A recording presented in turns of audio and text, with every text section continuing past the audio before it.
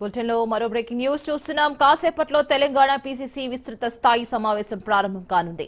PCC chief Mahesh Kumar Goud అధ్యక్షతన జరగనున్న సమావేశానికి సీఎం రేవంత్ రెడ్డితో పాటు డిప్యూటీ సీఎం భట్టి విక్రమార్క, మంత్రులు, పార్టీ వ్యవహారాల ఇన్ఛార్జ్ మీనాక్షి నటరాజన్ కూడా పాల్గొనున్నారు.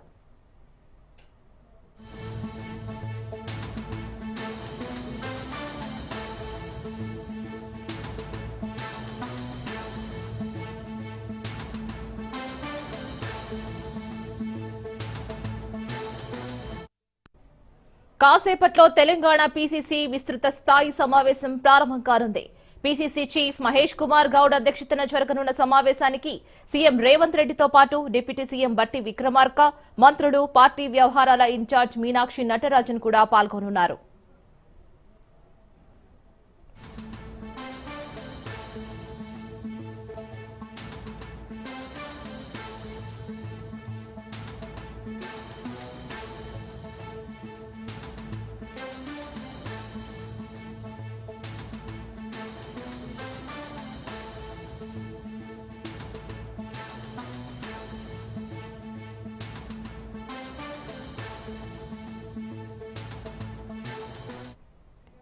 రైట్, కాసేపట్లో తెలంగాణ పీసీసీ విస్తృత స్థాయి సమావేశం ప్రారంభం కానుంది. పీసీసీ చీఫ్ మహేష్ కుమార్ గౌడ్ అధ్యక్షతన జరగనున్న సమావేశానికి సీఎం రేవంత్ రెడ్డితో పాటు డిప్యూటీ సీఎం భట్టి విక్రమార్క కూడా అలాగే మంత్రులు కూడా పాల్గొనున్నారు.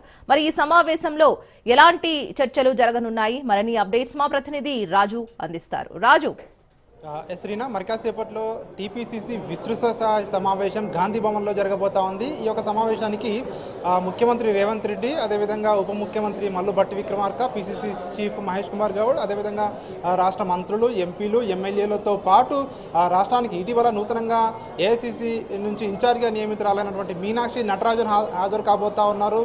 రాష్ట్రంలో ఉన్నటువంటి ప్రస్తుత రాజకీయ పరిస్థితులు, పార్టీ పునర్నిర్మాణం, ముఖ్యంగా పార్టీని మరింత బలోపేతం చేసే దిశగా ఈ యొక్క సమావేశం ఉంటుంది అని చెప్పి ఇప్పటికే పీసీసీ నుంచి మనకు వినిపిస్తా ఉన్నమాట. ముఖ్యంగా ఈరోజు ఆమె ఢిల్లీ నుంచి నేరుగా రైల్లో ప్రయాణించి మీనాక్షి నటరాజన్ హైదరాబాద్కు చేరుకోవడం జరిగింది. ఇప్పటికే ఆమెకు పీసీసీ అధ్యక్షుడు స్వాగతం పలకడం జరిగింది. ముఖ్యమంత్రి రేవంత్ రెడ్డి కూడా ఆమెను దిల్కుషా గెస్ట్ హౌస్లో కలవడం జరిగింది. మీనాక్షి నటరాజన్ రాష్ట్రంలో ఉన్నటువంటి ప్రస్తుత పరిస్థితులను ప్రధానంగా గతంలో ఉన్న వాళ్ళకంటే ఏఐసీసీ ఇన్ఛార్జ్లు ఎవరైతే ఉన్నారో వాళ్ళకంటే మీనాక్షి నటరాజన్ వర్క్ స్టైల్ డిఫరెంట్గా ఉంటుంది అని చెప్పి కూడా చెప్తున్న పరిస్థితులు కనిపిస్తూ ఉన్నాయి. రాష్ట్రంలో కాంగ్రెస్ పార్టీ అధికారంలో ఉంది. రాబోయే రోజుల్లో స్థానిక సంస్థల ఎన్నికలతో పాటు ఎమ్మెల్సీ ఎన్నికలు కావచ్చు, పార్టీని మరింత బలోపేతం చేసే దిశగా కూడా ఈ యొక్క సమావేశం ఉండబోతా ఉంది అని చెప్పి ఇటు పార్టీ వర్గాల నుంచి మనకు సమాచారం అందుతూ ఉంది.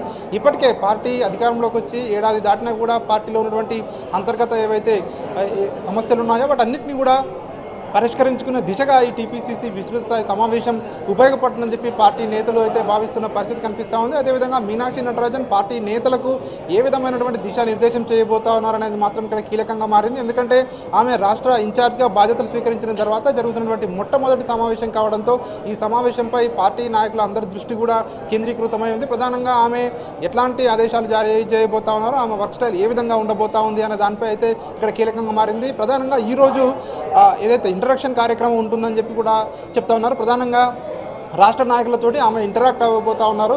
ప్రస్తుతం రాష్ట్రంలో ఉన్నటువంటి ఎట్లాంటి పరిస్థితులు ఉన్నాయి, సో పార్టీని మరింత బలోపేతం చేసే దిశగా చర్యలు ఉండబోతా ఉన్నాయి, నిర్ణయాలు కూడా ఉండబోతా ఉన్నాయని చెప్పి కూడా మనకు సమాచారం అందుతూ ఉంది. అయితే మొత్తానికి ఆమె యొక్క రాష్ట్ర పర్యటనలో ఎక్కడా కూడా బొకేలు కానివచ్చు, అదేవిధంగా ఫ్లెక్సీలు కానివచ్చు ఉండకూడదని చెప్పేసి ఇప్పటికే ఆమె పీసీసీకి ఆదేశాలు కూడా జారీ చేయడం జరిగింది. అత్యంత సింపుల్గా ఉండడమే ఆమెకు ఇష్టం అని చెప్పి కూడా పార్టీ నేతలు చెప్తున్న పరిస్థితి కనిపిస్తూ ఉంది. ఎందుకంటే పార్టీ అధికారంలోకి ఉన్నా కూడా ఆమె కాన్వాయ్ను ఉపయోగించడం కానివచ్చు, హోటల్లో బస చేయడం కానివచ్చు, ఇట్లాంటి ఏమి ఉండవు అని చెప్పి పార్టీ నేతలు చెప్తున్న పరిస్థితులు కనిపిస్తున్నాయి. అదేవిధంగా పార్టీ మీటింగ్లో ఎక్కువగా కూడా గ్రూప్ మీటింగ్లకి ఆమె ప్రాధాన్యత ఇస్తుందని చెప్పి కూడా చెప్తా ఉన్నారు. ఎక్కడ కూడా 1-to-1 మీటింగ్లు ఉండవు అని చెప్పి కూడా మీనాక్షి నటరాజన్ దగ్గర పనిచేసిన వాళ్ళు చెప్తున్న పరిస్థితి కనిపిస్తూ ఉంది. ఆమె మాజీ ఎంపీ హోదాలో ఆమెనే ఆన్లైన్లో దిల్కుషా గెస్ట్ హౌస్ను కూడా బుక్ చేసుకున్నారని కూడా చెప్తా ఉన్నారు. ముఖ్యంగా ఎక్కడ కూడా నిరాడంబరంగా ఉండాలి, ఇట్లాంటి ఆర్భాటాలకు ఉండకూడదని పార్టీ నేతలకు ఇప్పటికే ఆదేశాలు కూడా జారీ చేయడం జరిగింది. ప్రధానంగా ఈ రోజు జరగబోయే సమావేశం ఏదైతే ఉందో ఈ సమావేశంలో రాష్ట్ర రాజకీయాలపై అదేవిధంగా పార్టీని మరింత బలోపేతం చేసే దిశగా అదేవిధంగా రాబోయే స్థానిక సంస్థల ఎన్నికల్లో పార్టీ అవలంబించిన విధానాలు వీటన్నిటిపై కూడా కూలంకషంగా చర్చ జరిపే అవకాశం అయితే మనకు కనిపిస్తూ ఉంది. Right Raju, thank you.